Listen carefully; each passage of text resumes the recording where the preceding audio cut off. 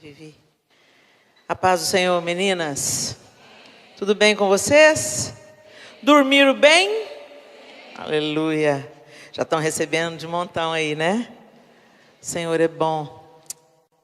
Pôs a mesa do banquete. Nem todos vêm.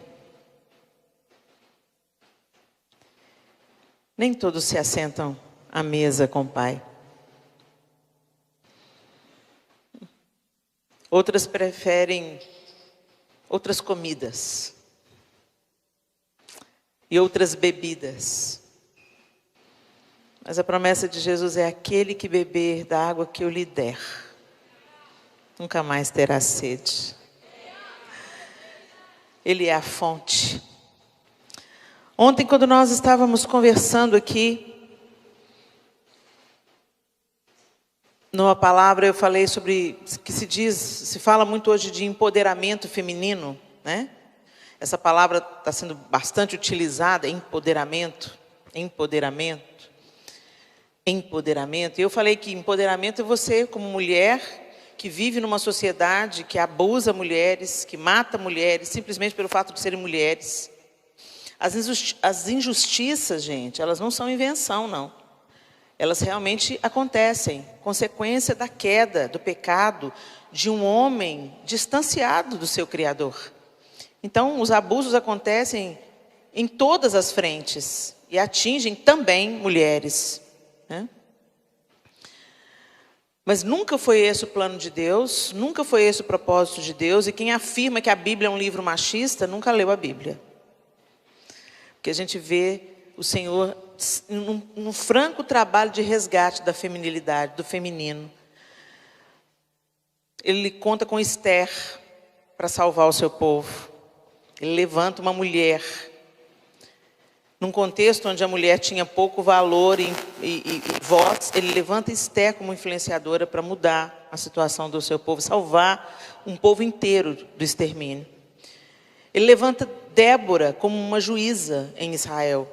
O juiz é aquele que ocupava o lugar de liderança antes que o primeiro rei fosse ungido. Deus era o rei e ele confiava a sua missão aos juízes. E Deus levanta Débora.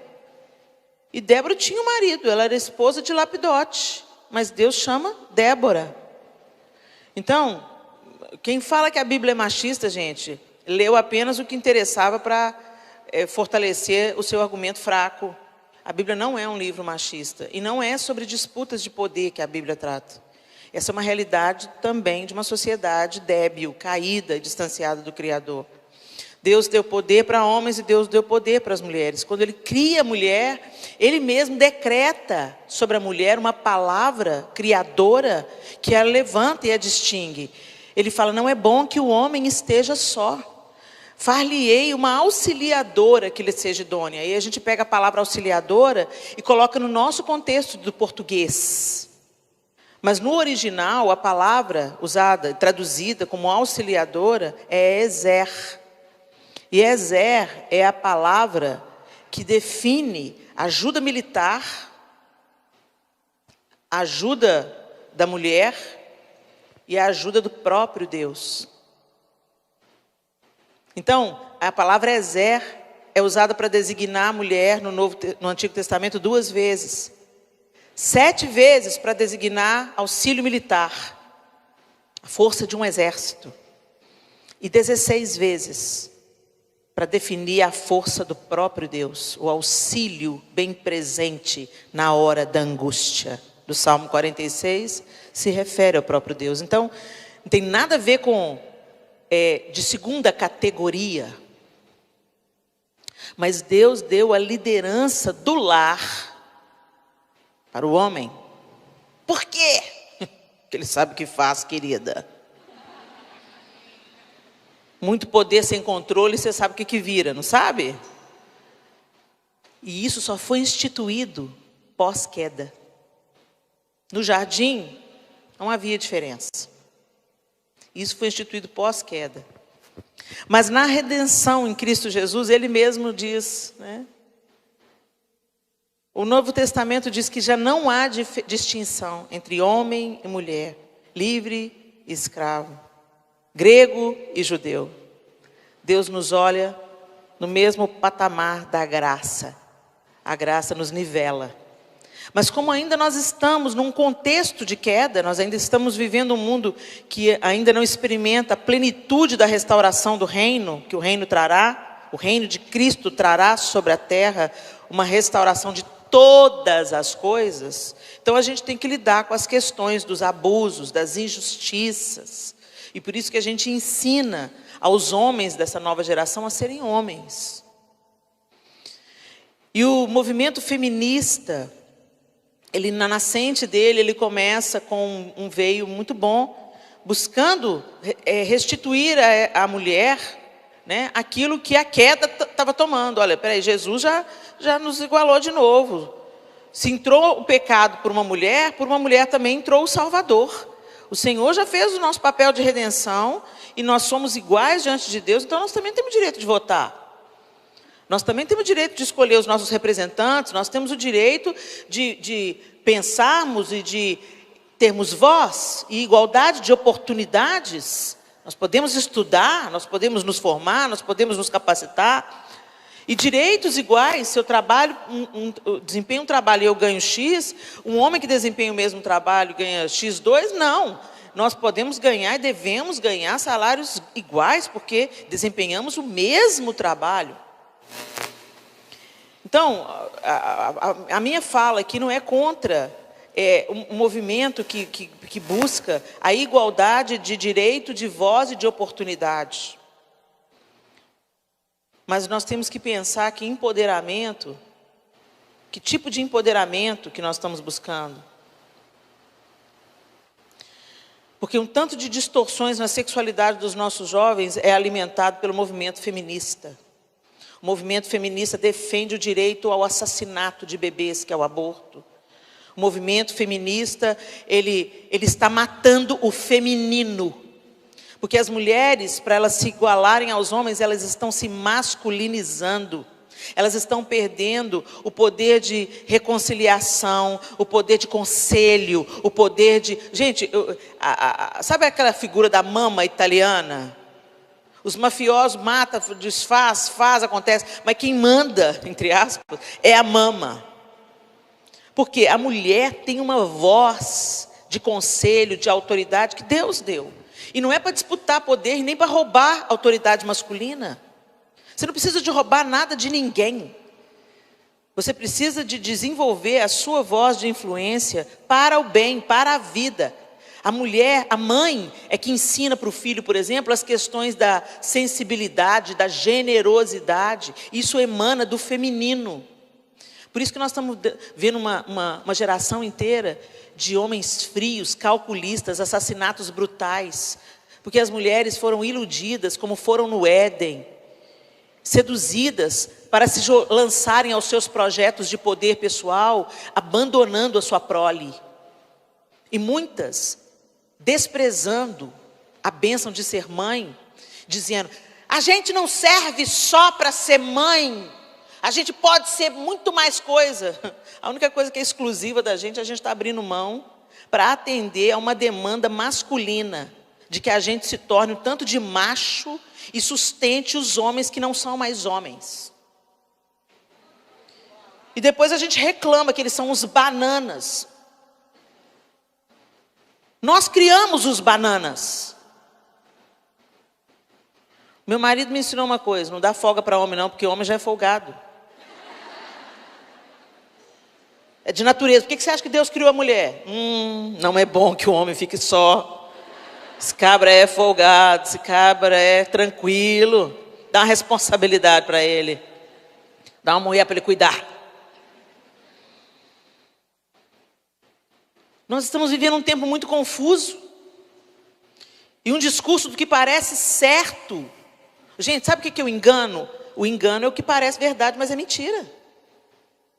E o diabo é o sedutor das nações. Não pense você que ele vai aparecer para você com um chifre e tridente, não. Ele vai aparecer com um discurso politicamente correto. E quando você pensa que não, esse discurso politicamente correto é totalmente o contrário do que a Bíblia diz. E nós estamos aqui no século 21, sobrecarregadas, exaustas, tendo que tomar iniciativa dentro do casamento para resolver os problemas que os homens não resolvem. E ao invés da gente começar a transformar isso, educando uma geração de homens diferentes, ensinando homens a respeitarem mulheres, ensinando homens a ter iniciativa, ensinando homens a assumirem responsabilidade, a gente passa a mão na cabeça dos meninos, ô filhinho, os eternos meninos que eu disse aqui ontem, e as meninas são empoderadas. São empoderadas desprezando o trabalho doméstico, desprezando o perfume na casa, desprezando as flores naturais nos jarros, desprezando o aconchego, o belo, o cheiroso, o agradável, desprezando a mesa onde há conselho, onde há instrução da próxima geração. Terceirizamos para a igreja, para a escola cristã, o discipulado que nós deveríamos dar aos nossos filhos. E aí você quer lutar contra a ideologia de gênero? Enquanto o seu filho, na sua casa, vê uma disputa de poder entre homem e mulher, ao invés de ver um fortalecendo a autoridade do outro, um promovendo o outro, um levantando o outro, como uma equipe. Eles estão confusos na sua sexualidade, porque mamãe é tão poderosa e papai é tão fraco. Meninas e meninos estão totalmente perdidos, ou eles ficam com a sexualidade sem prumo, ou eles ficam buscando consolo na droga. Gente, os nossos filhos não ficarão órfãos se você não assumir o seu papel de mãe, de discipuladora, de intercessora dos seus filhos. O diabo pega para criar. Não estava programado eu falar isso, mas Deus sabe por que eu estou falando. Empoderamento, segundo o dicionário, é obtenção, aumento ou fortalecimento do poder, reforço de poder ou elevação do estatuto de um grupo social minoritário ou marginalizado. Processo de reforço da autoestima e da autoconfiança, de que resulta um maior controle da própria vida, uma maior realização pessoal. Alargamento das competências atribuídas a um trabalhador, a um departamento, etc. O que a Bíblia fala sobre poder e sobre empoderamento? Atos 1:8. Mas recebereis poder quando o Espírito Santo descer sobre vocês, e serão minhas testemunhas em Jerusalém, em toda a Judeia e Samaria e até os confins da terra.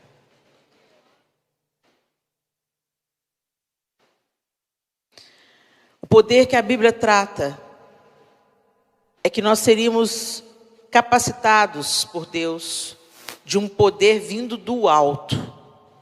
E esse poder nos habilitaria a ser testemunhas de Jesus. Eu estou falando aqui para um grupo de cristãs. Então, nós pautamos a nossa vida pela palavra de Deus.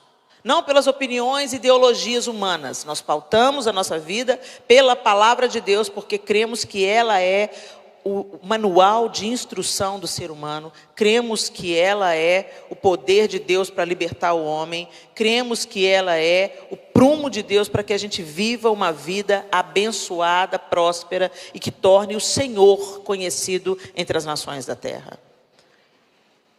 E Jesus então está se despedindo, ele cumpriu toda a sua missão, ele nos reconciliou com Deus, ele falou, vocês agora têm livre acesso a Deus Pai, agora ele não é só o seu Criador, agora ele é o seu Pai, você agora vive como filhos de Deus e filhas de Deus.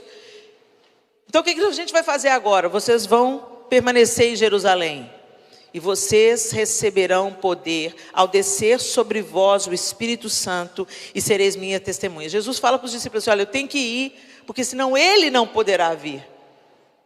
Por que nós cremos, gente, hoje na palavra de Deus, e cremos que Jesus é o Filho de Deus, e cremos que Ele veio fazer a reconciliação entre a humanidade caída e declinada com Deus Pai? Por que nós cremos? Porque o Espírito Santo de Deus nos convenceu. Não pensa que você percebeu isso pelo seu intelecto, porque você é boazinha, não. Você tem um coração inclinado para o bem, não. O Espírito Santo de Deus te convenceu. Você recebeu a palavra do Evangelho por alguém que falou para você, por alguém que te convidou para o culto, por alguém que orou por você. Você recebeu a semente e quem fez essa semente florescer e frutificar no seu coração, te convencendo da justiça, do pecado e do juízo, foi o Espírito Santo. Por isso que Jesus falou, eu tenho que ir.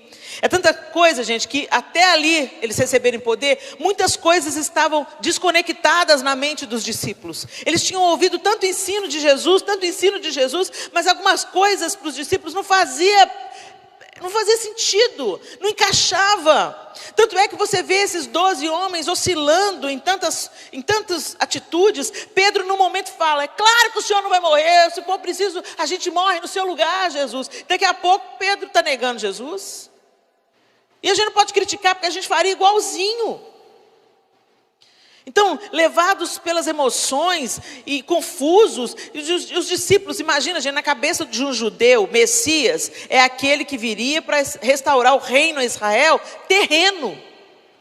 Messias, na cabeça de um judeu, do judaísmo, até hoje eles estão esperando o Messias. Por quê? Porque Jesus não restaurou. Eles querem um rei político.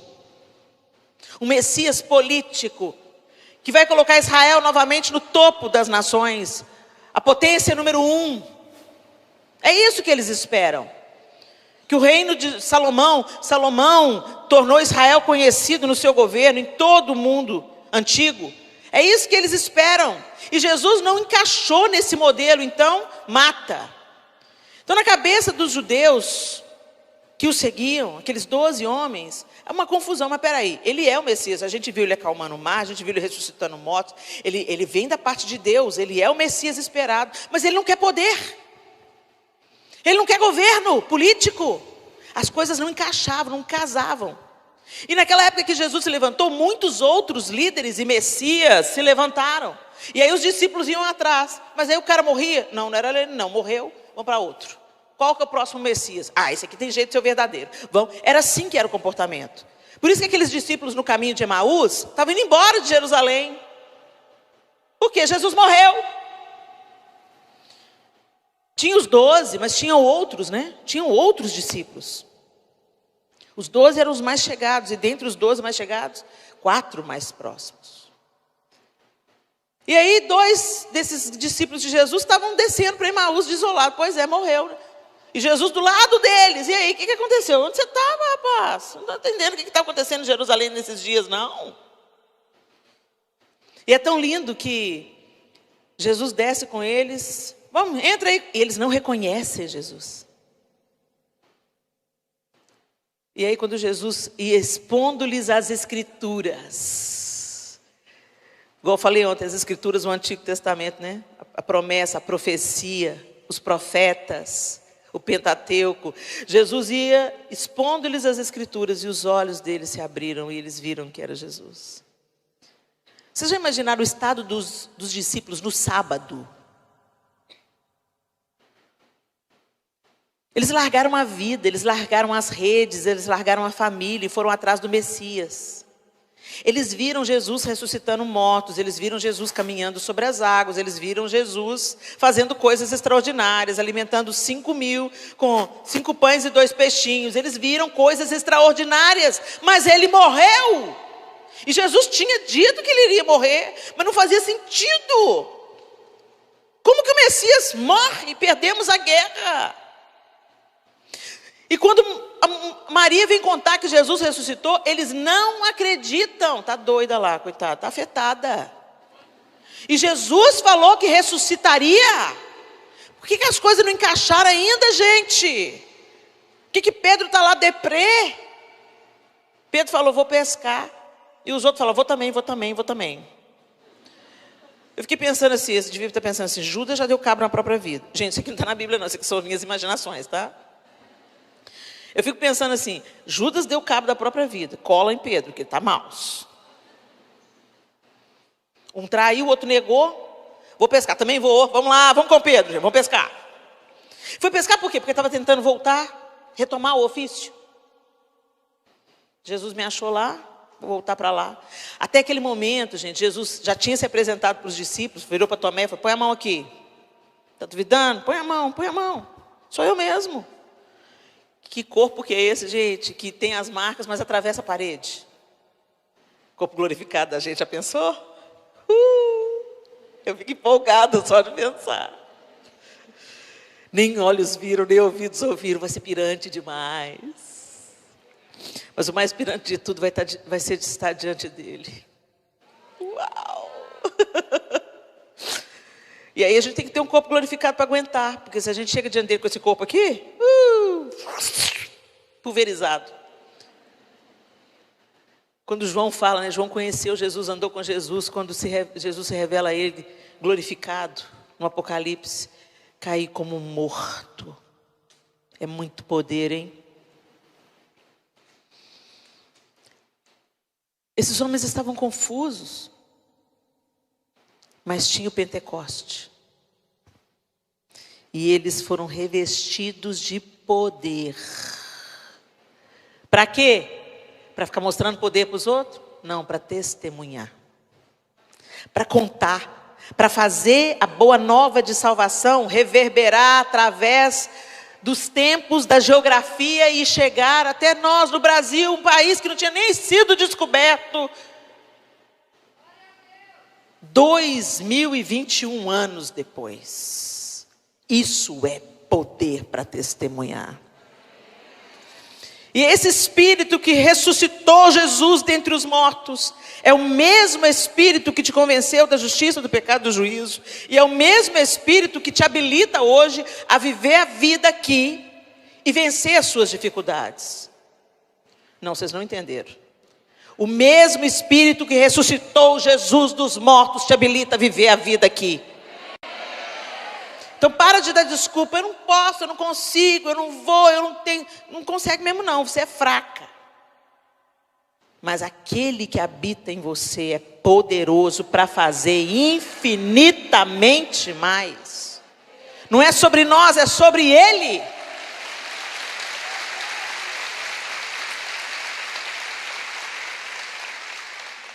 E em Lucas 24, 46... o texto diz assim: então lhes abriu o entendimento para compreenderem as Escrituras e lhes disse: assim está escrito que o Cristo havia de padecer e ressuscitar dentre os mortos no terceiro dia, e que em seu nome se pregasse arrependimento para remissão de pecados a todas as nações, começando de Jerusalém.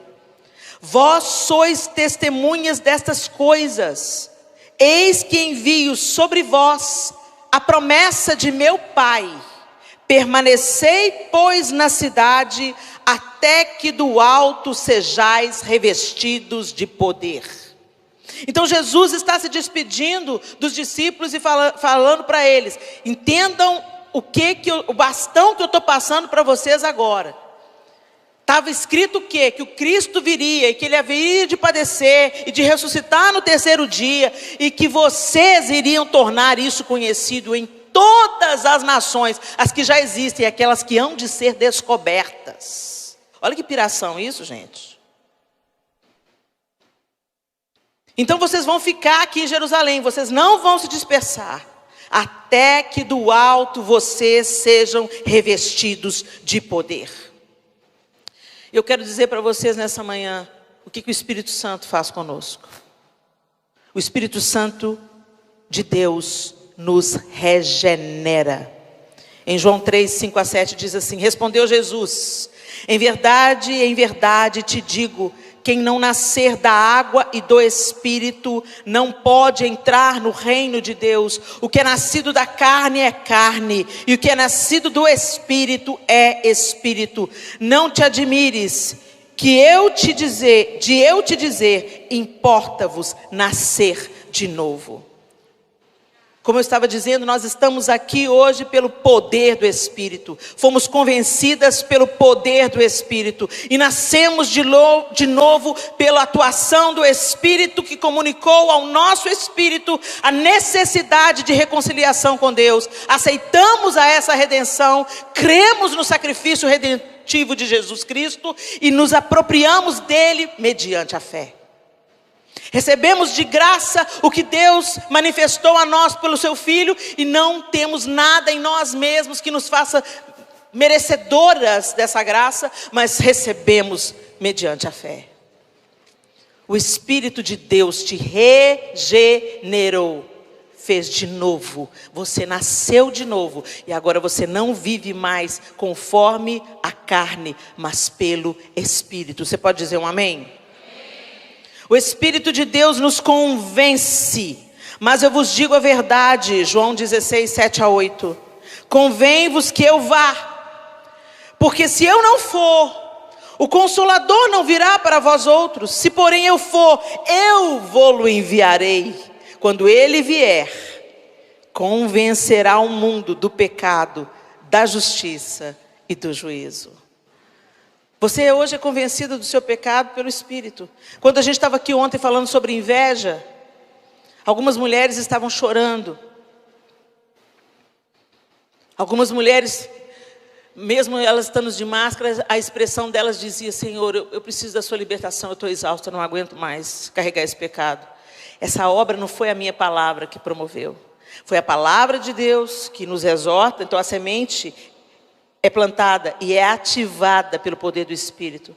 Então o Espírito fala com você aí, ó, vamos consertar? Aí ó, a palavra para você, hashtag fica a dica, é a sua hora, chegou.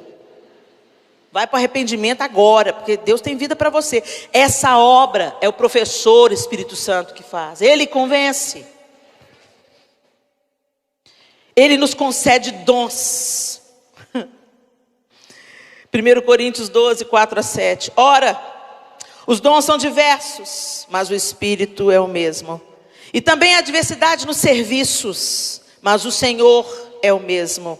E há diversidade nas realizações, mas o mesmo Deus é quem opera tudo em todos. A manifestação do Espírito é concedida a cada um visando a um fim proveitoso. Para de se comparar.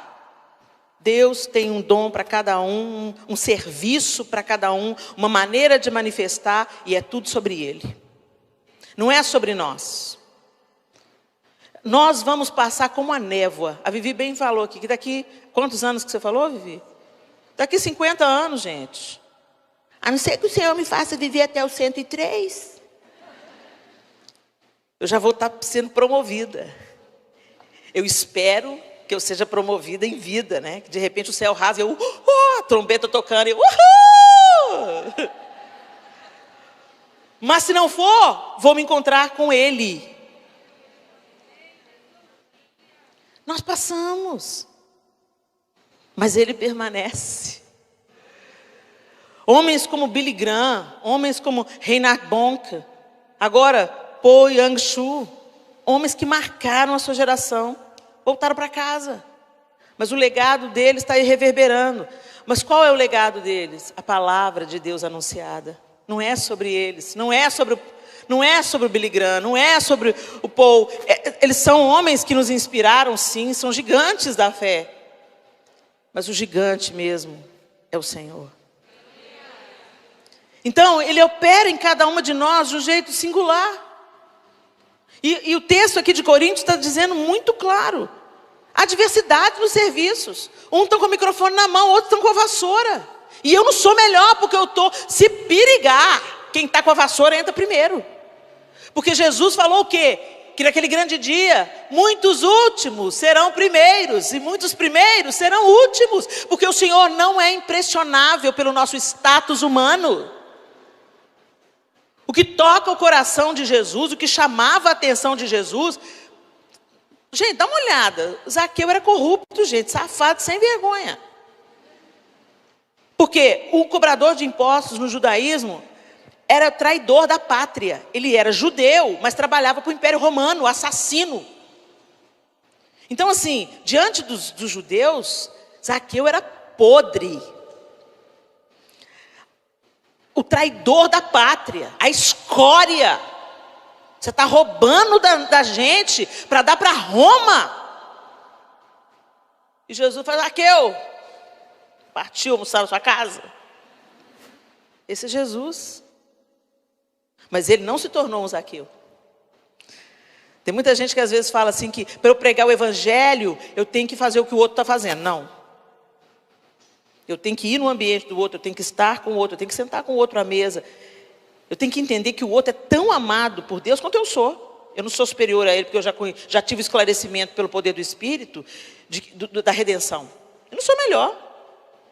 A graça funcionou na minha vida já e é para tornar o outro conhecido. Mas Jesus não precisou de se tornar um cobrador de impostos, ladrão e safado, para pregar o evangelho. Tem muita gente que só está achando desculpa para poder viver uma vida porca, em nome de pregar o evangelho. Não tem nada a ver uma coisa com a outra.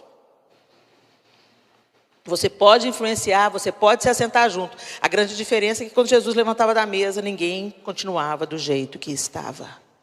Se você está andando com uma turma há anos e eles não mudaram nada, repense o evangelho que você está pregando. Repense o testemunho que você está dando. Às vezes você está mais parecido com eles do que eles parecidos com você. Repense. E ele está dizendo aqui... Espera aí que fugiu aqui, gente. A diversidade nos serviços, a diversidade nos dons, a diversidade nas realizações, a diversidade. Mas o mesmo Deus é quem opera tudo em todos. Então não despreze o que Deus colocou na sua mão. Não despreze o fato de você ser uma manicure, você é uma... Você já pensou, gente, quando a mulher está triste, para onde que ela vai? Né? Tá arrasadona, vou fazer minha unha. Aí chega lá, fica lá, faz minha unha. Aí a manicure olha: você tá bem? Mais ou menos. É confessionário, não é? Cabeleireiro é a mesma coisa. Cabeleireiro tem que ser psicólogo também, né? Você põe a mão na cabeça da pessoa, gente. Hashtag, fica a dica. Você é uma ministra de mercado. Se você é uma professora cheia do Espírito Santo. Você é uma ministra. Se você é uma médica, uma dentista, você é uma profissional do reino. Gente, o reino não está na igreja, não está na plataforma, não. O reino se espalha. O reino ocupa.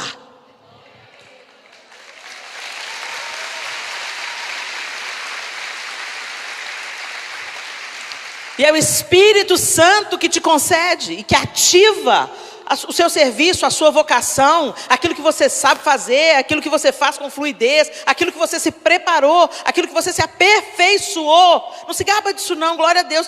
Foi Deus que te deu inteligência. Entendeu que a gente não pode se gabar de nada, gente? O orgulho da gente tem que ser, colocado debaixo dos pés. Jesus nos ensinou, ele sendo Deus, não julgou por usurpação o ser igual a Deus, antes a si mesmo se esvaziou, assumindo a forma de servo. Mas a gente está querendo ser grande na terra. Vai ser grande na terra. A terra come o que ela enaltece. Os vermes comem o que levanta. Que a gente repense, deixe o Espírito Santo se derramar através de nós. O Espírito testifica que somos filhas de Deus. E porque vós sois filhos, enviou Deus ao nosso coração o Espírito de seu Filho, que clama: Abba, Pai. De sorte que já não és escravo, porém filho, também herdeiro de Deus. Gente, já parou para pensar nisso, que ser herdeira de Deus? Se sou filho, sou herdeiro e tenho Espírito de Deus, que me guia na verdade a receber a minha herança no céu, em Cristo Jesus. É isso, nós somos herdeiras de Deus, co-herdeiras com Cristo. Mas a gente não age como herdeiro. O herdeiro, gente, entende o seguinte: o que eu preciso, meu pai vai me dar. E o que eu não preciso, ele não vai me dar. E está tudo bem. Ele vai te dar o que você precisa para percorrer a sua jornada. E muitas coisas, gente, ele não vai nos dar para o nosso próprio bem. Quem me acompanha há muito tempo, ele já conhece a história do Arthur, né? Da faca. Oh, meu Deus, como Deus me ensinou naquele dia. Então, os meus 4 filhos na mesa, a hora do lanche, todos eles pequenos, a Clara era maior, a Clara tinha 8 anos de idade. Sofia era bebê, recém-nascido. E Arthur viu a Clara passando manteiga no pão dela, na hora do lanche, e falou assim: eu quero a faca. Eu falei: não, Arthur, dá aqui, mamãe passa manteiga. Eu quero a faca. Não, Arthur, você não pode ter a faca. A Clarinha tem a faca, eu quero a faca. E começou a fazer uma birra, desceu da cadeira, deitou no chão. E eu: Arthur, não pode ter a faca, Arthur. Você não tem coordenação motora para ter a faca, Arthur.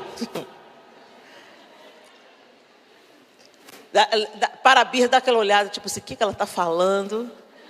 Continua a birra. Eu não vou te dar a faca, Arthur. Você pode cortar os seus dedinhos, furar o olhinho do seu irmãozinho. E ele não dando nem bola, e fazendo show, e gritando. Na visão de criança dele, a irmã tinha a faca. Então por que ele não podia ter? Não interessa para ele a capacidade dela, a coordenação motora fina já desenvolvida. Não interessa. A noção de perigo que ela já tinha. Não interessa. Eu quero a faca. E nós somos exatamente. E eu estava lá: oh, Deus, não acredito, Senhor. Esse menino, eu estou querendo proteger ele. E ele está me talhando sangue. E Deus falou assim comigo: você é igualzinho. Deu aquela parada assim. Eu estou te dizendo não para tantas coisas. E você acha que eu amo mais a sua irmã do que você, né? Você não tem coordenação motora, Helena. Tem algumas coisas que você ainda vai ter que crescer e amadurecer. Para eu te entregar algumas ferramentas. E tem ferramentas, gente, que Deus nunca vai me entregar. Porque Ele conhece o meu coração. Pode me envaidecer. Pode fazer eu prejudicar outras pessoas. Furar o olhinho do irmãozinho. Ele é bom.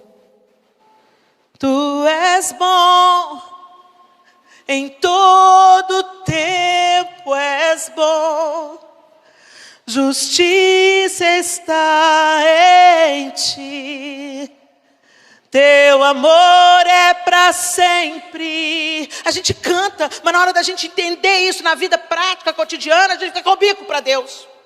É bom mesmo, hein?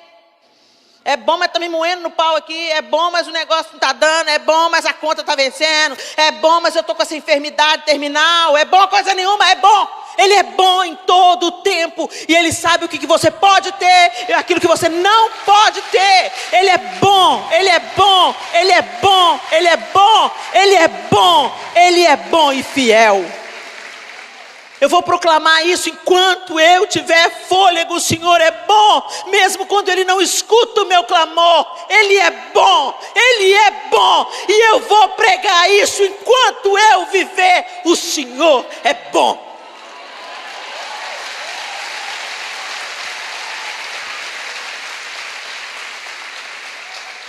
Quantas vezes o diabo vem, ele é bom, Helena? Então por que ele não escuta o seu clamor? Por que ele não enxuga as suas lágrimas? Satanás, você não entendeu? Eu não amo a Deus por aquilo que Ele me dá. Eu amo a Deus por quem Ele é. A minha vida pode estar detonada. Não interessa. Se minha vida estiver toda quebrada, Ele vai pegar os meus cacos e vai transformar isso em vida na vida de outras mulheres, outras pessoas. Não é sobre mim, Satanás. Você não está entendendo? Se eu morrer, eu sou de Jesus. Eu sou de Jesus. Eu sou de Jesus. Eu sou de Jesus. Se eu viver, é Cristo. Se eu morrer, é lucro. Não vem com seus enganos. Não vem com as suas mentiras que parecem verdades. O Senhor já provou o seu amor para conosco, por ter Cristo morrido na cruz, sendo nós ainda pecadores. Ele não me poupou, o único filho que ele tinha. Quem sou eu para levantar minha voz, para questionar qualquer coisa? Ele é Deus, Ele é bom, Ele é fiel. E a minha força emana de saber que Ele é bom. A gente tem que entender isso, gente. O Senhor nunca falou que ia ser fácil. Ele não enganou ninguém, não. A gente que se autoilude através dos conceitos que a gente cria sobre Deus. Estou decepcionada com Deus da Bíblia não. Você está decepcionado com o Deusinho que você criou dentro da sua caixinha craniana, newtoniana.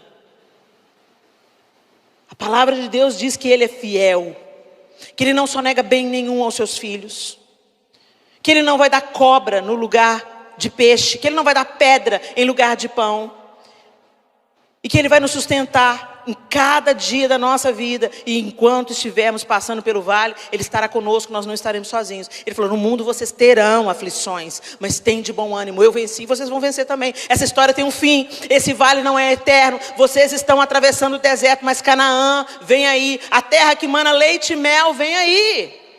E o Senhor é tão lindo, gente, que nessa jornada Ele leva a gente para o vale, Ele está conosco no vale, mas de vez em quando Ele traz um refrigério. Quantos refrigérios eu recebo?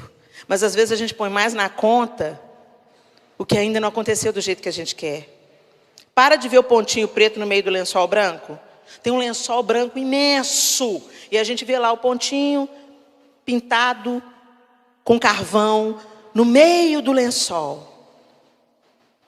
Começa a ver as benevolências do Senhor, as misericórdias que se renovam todos os dias. Eu estou andando aqui, eu estou com saúde, eu estou podendo comunicar a vocês o que eu quero comunicar. Eu tenho um marido maravilhoso, eu tenho filhos maravilhosos, cada um no seu processo, cada um vivendo o seu tempo. Algumas aflições, algumas angústias, algumas lágrimas, mas certamente eu tenho muito mais bênçãos para contar. Mas a gente foca na dor. A gente foca naquilo que não tem, enquanto Deus tem nos dado tanto. Deixa o Espírito Santo ajustar esse olhar. Em nome de Jesus. É esse poder que opera em nós e que nos faz testificar que somos filhas de Deus. E não precisamos de viver como mendigas espirituais. Vivamos como filhas. Meu Pai sabe o que é melhor para mim, Ele sabe o que eu posso, o que eu não posso, e eu vou vivendo alegremente, confiando na bênção do Senhor. O Espírito Santo nos conduz. Gálatas 5, 18 a 25, esse é mais longo. Mas se sois guiados pelo Espírito, não estáis sob a lei. Ora, as obras da carne são conhecidas e são prostituição, impureza, lascívia, idolatria, feitiçarias, inimizades, porfias, ciúmes, iras, discórdias, dissensões, facções, invejas, bebedices, glutonarias e coisas semelhantes a estas, a respeito das quais eu vos declaro, como já outrora vos preveni, que não herdarão o reino de Deus os que tais coisas praticam. Mas o fruto do Espírito é amor, alegria, paz, longanimidade, benignidade, bondade, fidelidade, mansidão, domínio próprio. Contra estas coisas não há lei. E os que são de Cristo Jesus crucificaram a carne com as suas paixões e concupiscências. Se vivemos no Espírito, andemos também no Espírito.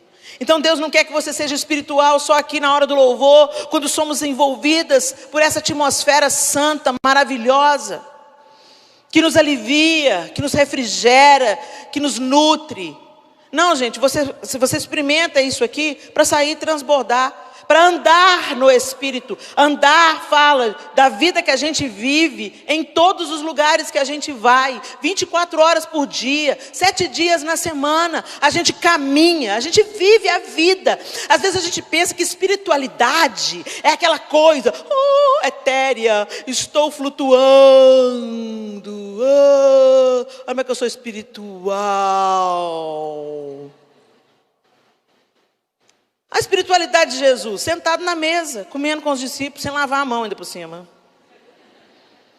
A espiritualidade de Jesus, escrevendo na areia, mulher adulta. Gente, quando eu penso na história da mulher adulta, eu fico pensando que ela vinha gritando, coitada, desesperada, ela sabia que ela ia morrer. Ou ela estava gritando desesperada, ou ela estava naquele silêncio que precede a morte.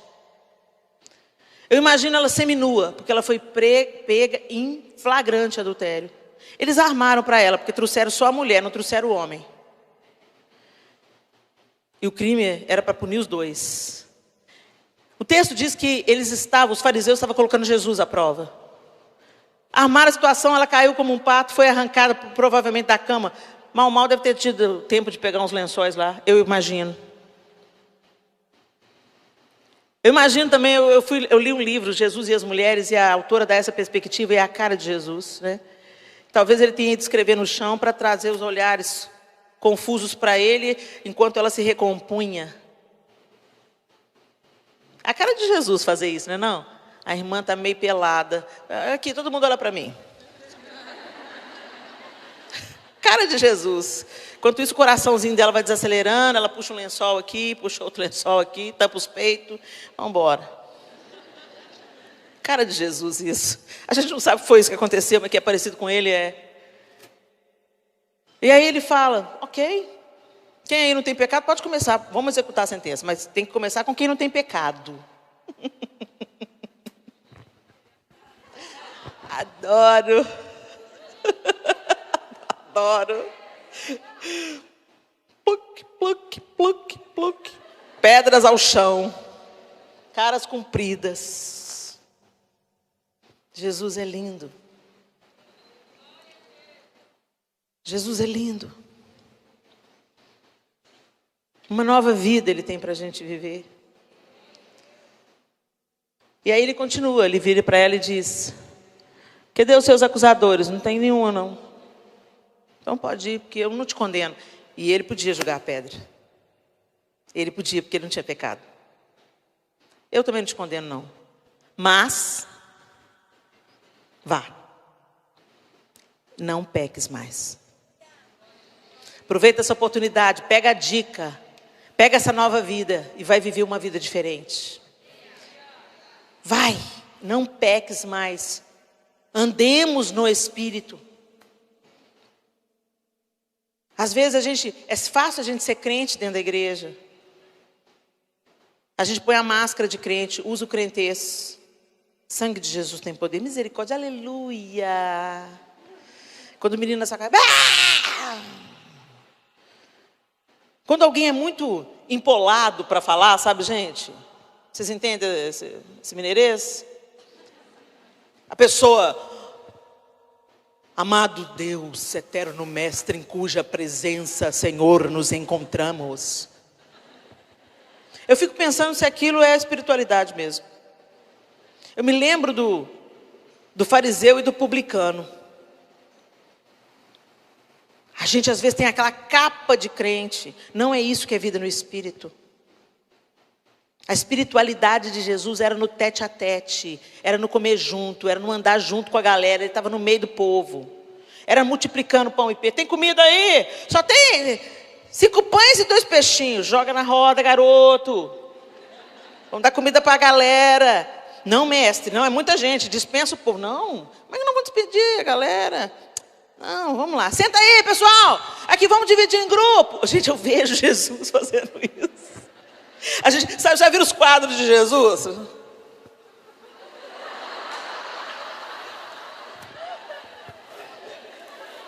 Pensa comigo, gente. Vocês acham que criança ia ficar querendo pôr a mão em Jesus se ele tivesse a cara assim?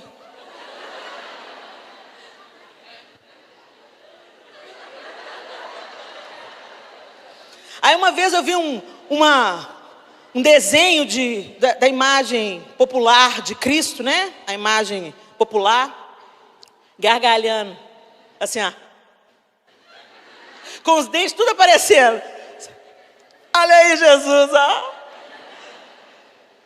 Gente, vocês já viram criança andando atrás de gente séria ou gente muito reservada? Os discípulos tinham problema com a meninada, eles tinham que ficar... Gente, não, sai fora, deixa o mestre. Não, Jesus! Para lá, fulano, Marizinha, essa menina, pega ela aí, Pedro, passou por debaixo das minhas pernas, Judas. Oh, meu Deus do céu. Olha lá, já está no colo do mestre. Jesus veio, deixai vir a mim os pequeninos. Deixai vir a mim os pequeninos. Vocês imaginam isso? A gente imagina Jesus falando: deixai vir a mim os pequeninos, porque dos tais é o reino dos céus. Pedro, para com isso, Pedro. Deixa os meninos virem a mim. É deles o reino do céu. Ei, fulano, como é que você está falando? Oh, essa roupa é bonita. É isso que eu imagino. Cativante, carismático. As multidões eram atraídas a ele. Ninguém segue um carrancudo, uma pessoa de mal com a vida, rabugento. Ele só tentava chulapa nos ó Deus, ser propício a mim, porque oro e jejum. Hipócritas, raça de víboras. A coisa que deixava Jesus impaciente, sabe, é parecer uma coisa e ser outra.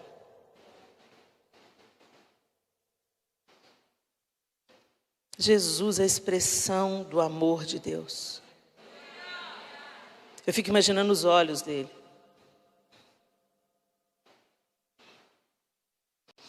Aquele que te olha, sabe sua vida inteira e diz assim: ainda assim eu estou aqui, eu te amo. Está quebrada, né, filha? Está toda arrebentada, né? Não, chega perto. Deita aqui.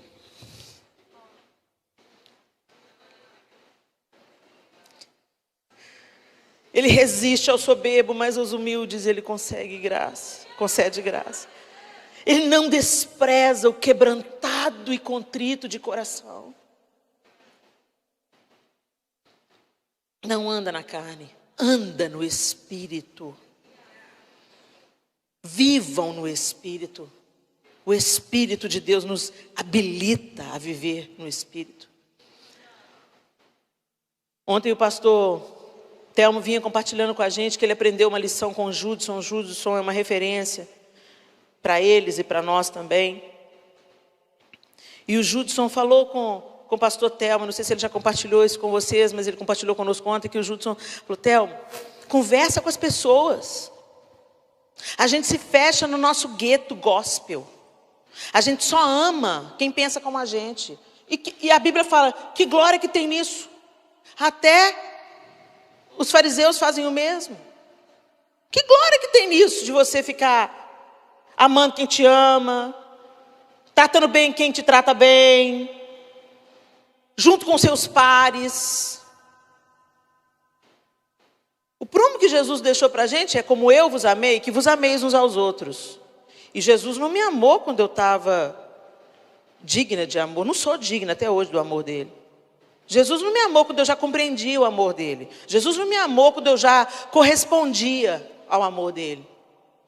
Ele me amou quando eu estava podre. E o prumo que ele colocou para a gente é: do jeito que eu amei vocês, amo o outro. Sabe por que nós somos chamados de homofóbicos? Porque muitas vezes somos. Sangue de Jesus, olha o traveco. Queima, Senhor. Sela com a sua salvação, Senhor. Manda um evangelista, Senhor. Às vezes a gente passa pela Cracolândia e fala assim: ô Senhor, vem em resgate desse povo. O resgate desse povo se chama igreja. Vai lá você. Do mesmo jeito que eu vim e eu habitei entre vocês e eu resgatei vocês, agora é a sua vez, igreja. Vai lá, infiltra lá no meio e muda aquilo lá. Ama como eu amei. A gente fica pedindo para Deus fazer o que é para a gente fazer. Ele já ressuscitou Lázaro, mas alguém tem que remover a pedra. E como igreja, às vezes a gente ocupa o lugar de, vou ficar observando. Ô Jesus, manda ali, faça isso, faça aquilo. Tem coisa, gente, que é o sobrenatural mesmo, só pode vir da mão de Deus. Mas tem coisa que você tem que ir lá e pôr a mão. Tem que ir lá e abraçar. Tem que pôr para dentro da sua casa. Tem que mexer no seu bolso. Sabe? É se envolver. Jesus não mandou entregar folheto, ele mandou fazer discípulo. Não entregar folheto, Jesus te ama. Oba, fiz evangelismo no hospital. Como é que eu sou boa? Vai lá, pergunta o nome, pergunta a família, conhece, se envolva. Vai visitar, vai orar junto, vai comer junto. Isso é espiritualidade. Jesus deu exemplo. Ele não ficou lá no céu falando, sai capeta, vou salvar aquele, vou salvar aquele. Não, ele encarnou, ficou 30 anos no anonimato, sendo preparado para se erguer, curar, libertar. Ele deu o dízimo da vida dele, né? 30 anos viveu no anonimato e 3 anos ele fez o que tinha que fazer. E nos outros 30, Helena? Como é que ele estava se preparando para os 3 anos de manifestação de Deus entre os homens? Aprendendo carpintaria, ajudando a mãe com os irmãos menores, sendo primo, vizinho, fazendo xixi, cocô, comendo, tendo amigos. Recebereis poder para ser minhas testemunhas. A gente está aqui para ser testemunha de Jesus. O resto é adendo. A nossa missão aqui nessa terra é tornar o sacrifício de Jesus conhecido. E que as pessoas não precisam mais viver cativas num estado de letargia ou de entrega e submissão ao pecado. Elas podem andar em liberdade diante de Deus. E elas podem ter suas histórias reconstruídas, ressignificadas. E viver para algo muito maior do que o próprio umbigo. O Espírito Santo nos faz frutificar. Mas o fruto do Espírito é amor, alegria, paz, longanimidade, benignidade, bondade, fidelidade, mansidão, domínio próprio. Contra essas coisas não há lei.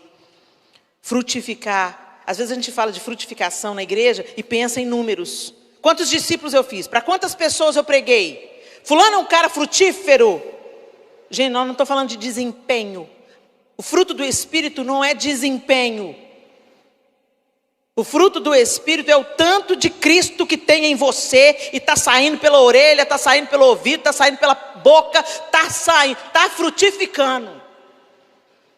Ser cheio de amor, cheio de alegria, cheio de longanimidade, cheio de benignidade, porque Cristo em vós é a esperança da glória. E você está dando lugar e Ele está só estendendo os galhos.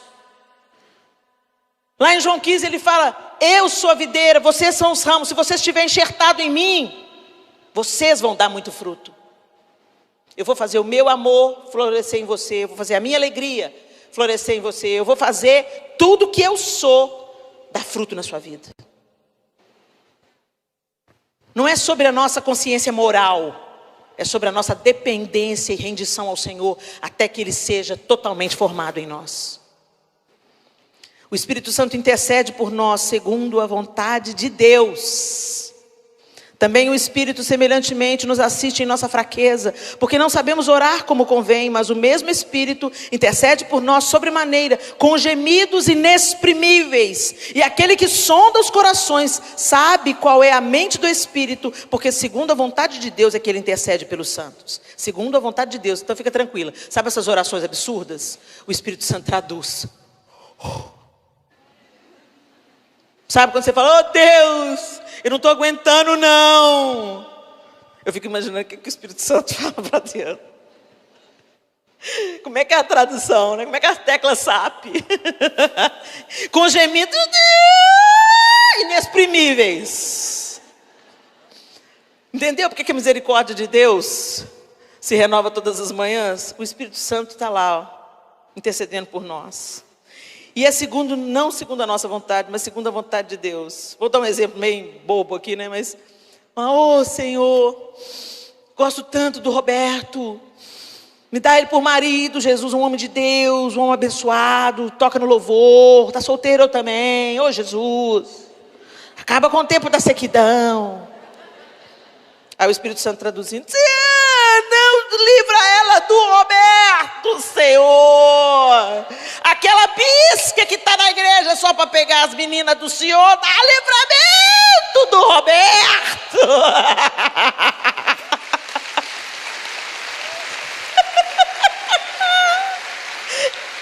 Porque o que a palavra diz é que ele intercede segundo a vontade de Deus. Isso é grande livramento. Ô, gente, o João Lúcio, oh Deus, obrigado pelo João Lúcio, Jesus. Eu orei por... Gente, é com muita tristeza no meu coração. A gente está falando de uma coisa engraçada, mas é com muita tristeza no meu coração que eu falo isso. Outro dia eu estava fazendo uma avaliação.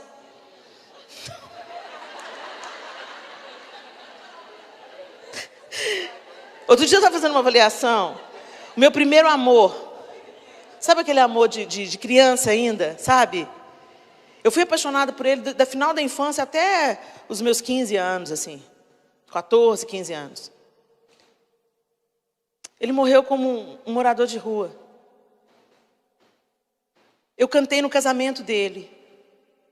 Com uma menina joia que Deus pôs na vida dele. Um casamento evangélico. Ele teve um filho com ela, largou ela e foi morar na rua porque ele era escravo das drogas. Ele era lindo, eu tenho a memória do rosto dele quando criança. Que vida que é essa? Aí eu apaixonei por outro na igreja, adolescente. Apaixonite, né, gente? Adolescente, cada semana a gente gosta de um. Por isso que adolescente não deve namorar. A gente é muito volúvel. Aí gostei demais dele. Há uns 5 anos atrás, morreu de overdose. Misericórdia. Menino da igreja. Ali na igreja que a gente se conheceu. Nos cultos de jovens. Adolescentes. Aí apaixonei por outro. Meu melhor amigo, ele era meu melhor amigo. Mas ele era muito machão. Para trocar em miúdos, se eu tivesse casado com ele, eu nunca estaria desempenhando o ministério que eu estou desempenhando. Ele não me daria asas. Aí eu olho para o João. Espírito Santo, obrigado, porque o Senhor intercede de acordo com a vontade de Deus. Você pode dar uma glória a Deus aí?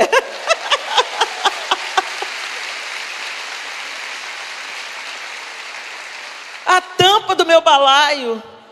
Só podia ser você entre milhares.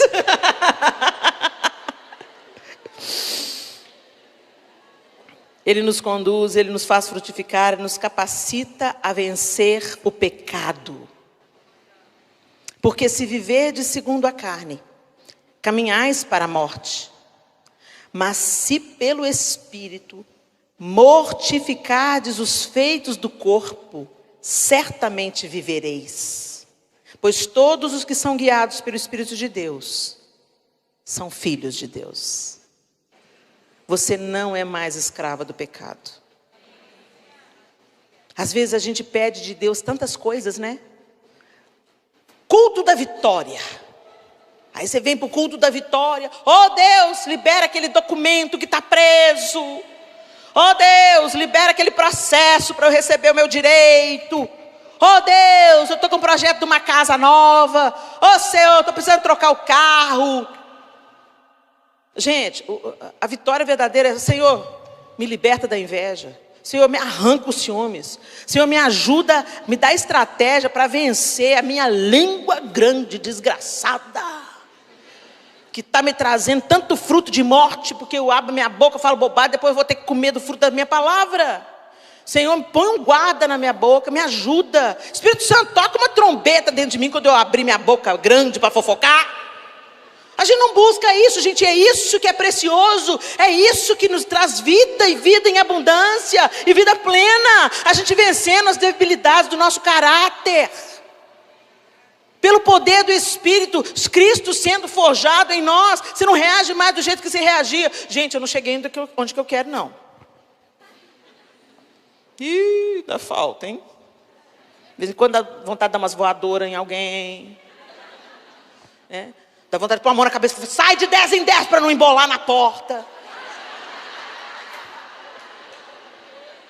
Tem dia que só Jesus na minha casa. Tem dia que eu já vou avisando, eu acordo, já vou avisando. Gente, mamãe não tá boa, tá?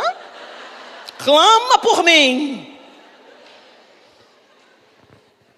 Como eu quero ser aperfeiçoada na mansidão e na humildade. Como eu preciso.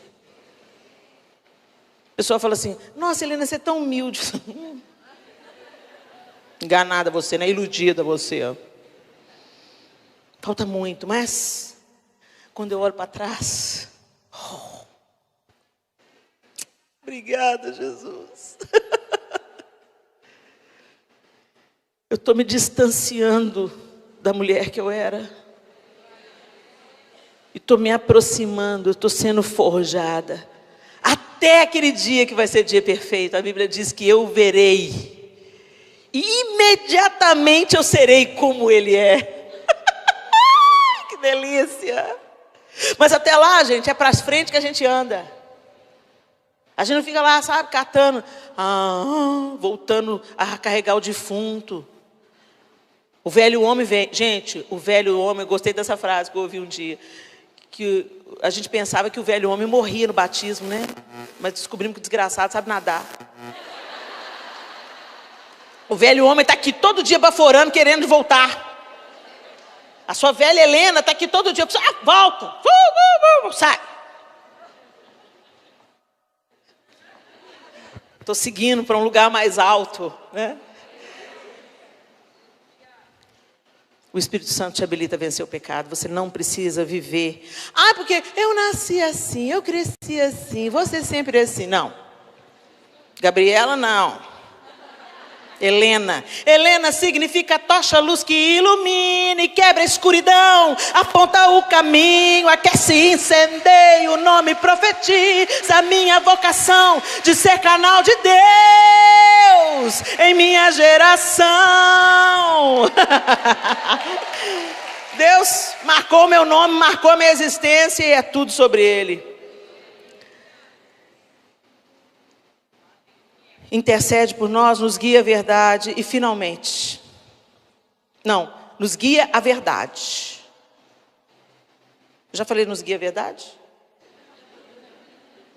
Quando vier, porém, o Espírito da verdade, Ele vos guiará a toda a verdade, porque não falará por si mesmo, mas dirá tudo o que tiver ouvido e vos anunciará as coisas que hão de vir. Gente, é fundamental que nós sejamos guiados pela verdade, e é o Espírito Santo que faz isso. Todo conhecimento que nós adquirimos pela leitura da palavra, pelo seminário bíblico, pelo curso que você fez, é precioso. Mas ele, por si só, ensoberbece-nos. Você já viu tanto de teólogo quebrando pau nas redes sociais? Vexame. Porque o conhecimento que a gente recebe é para servir e para ensinar, não é para difamar o outro. Ou para você se sentir superior àquele que não teve o mesmo esclarecimento que você. Ou aquele que não é forjado para ser o que você é. Sabe por quê? Porque cada um é habilitado para funcionar de um jeito no corpo. Então assim, o meu calcanhar não é igual ao meu punho. São partes diferentes, com propósitos diferentes, mas os dois são importantes. É uma arrogância a gente pensar que só a nossa teologia está certa. O Rodrigo Bibo, que eu falei do livro dele ontem, ele falou uma frase genial, ele falou assim, a nossa teologia é escrita a lápis. Porque a gente tem as nossas interpretações, e é claro, quanto mais você busca o original da palavra, o que a palavra está realmente querendo dizer, quando você contextualiza com a vivência, quando você entende a igreja antiga, de como que os patamares do evangelho foram protegidos pelos concílios que aconteceram, né? Às vezes a gente descarta a igreja católica, como se, não, a igreja... Gente, era tudo a mesma igreja antes da reforma. Ok? Era tudo a mesma igreja. Então muitos concílios que foram feitos veio trazendo aqui. E a reforma protestante veio como uma maneira de fazer a Bíblia chegar na mão de cada cristão. Uma das reivindicações da reforma é que não apenas o clero tivesse as escrituras para manipulá-las a seu bel prazer, mas que cada cristão tivesse as escrituras em sua mão para poder estudar e compreender as escrituras e assim viver uma vida de acordo com a palavra de Deus. Era uma das reivindicações da reforma e pensar a infalibilidade das escrituras e não confiar apenas nas tradições humanas, mas para aquilo que foi também registrado nas escrituras. Mas a gente tem que entender isso tudo. Então, uns têm oportunidade de mergulhar mais fundo no conhecimento, outros não. Então, quem tem mais facilidade de ser mestre, ensina aos outros. Mas a verdade absoluta e plena nós vamos ter quando ele se manifestar. E aí a nossa teologia será escrita a tinta ou a sangue. E nós vamos entender perfeitamente todas as coisas. Mas até lá, nós somos aprendizes. O nosso conhecimento não é para humilhar o outro, o nosso conhecimento é para servir o outro. E o Senhor quer nos levar a isso, ao conhecimento da verdade. E a verdade liberta, a verdade não oprime, a verdade liberta. E é importante que a gente conheça a verdade revelada pelo Espírito. Por isso que é a palavra alinhada pelo Espírito. Errais não conhecendo as Escrituras e o poder de Deus. Nós precisamos das duas coisas juntas. As Escrituras e o poder de Deus. Porque o Espírito nos convence do que está errado. Se você está vivendo diante de Deus, gente, o Espírito Santo não vai te deixar no engano. Uma das orações que eu faço é: Senhor, me livra do engano, das conveniências do meu coração enganoso e me livra do engano do meu adversário. E Ele tira as escamas dos nossos olhos e nos traz a verdade. E uma característica do empoderamento que vem do Espírito é te conduzir à verdade. E finalmente, nos transforma à imagem de Cristo. Portanto, todos nós, com o rosto descoberto, refletimos a glória que vem do Senhor. Essa glória vai ficando cada vez mais brilhante e vai nos tornando cada vez mais parecidos com o Senhor, que é o Espírito. 2 Coríntios 3,18. Como testemunharemos? Nos tornando parecidos com Ele. Quando somos como Cristo, quando a imagem dele é formada em nós, nós não vamos precisar de muitas palavras, porque a nossa vida prega. O sorriso prega, o abraço prega, a sua empatia prega, a sua identificação prega, a sua humildade prega, as características de Cristo, fruto do Espírito, prega. Fique de pé no seu lugar. Feche os seus olhos. E ore ao Senhor: Senhor, eu quero andar pelo Espírito. Eu quero viver pelo Teu Espírito. Eu preciso que o Senhor me ensine. Que o Senhor aqueça o meu coração. E que o Senhor me faça compreender qual é o meu propósito aqui.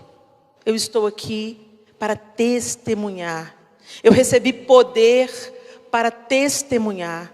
Eu recebi poder para viver segundo o Senhor, para andar no Espírito e não conforme a vontade da carne. Eu quero viver para Ti, Senhor. Perdoa-me, Senhor, porque eu tento viver para mim mesma. Eu quero viver para Ti. Eu quero viver para Ti. Espírito Santo de Deus. O Senhor que nos convence da justiça, do pecado e do juízo, convence-nos nessa manhã, nesse início de tarde. Convence cada uma das minhas irmãs aqui das áreas na vida delas que elas precisam ser convencidas.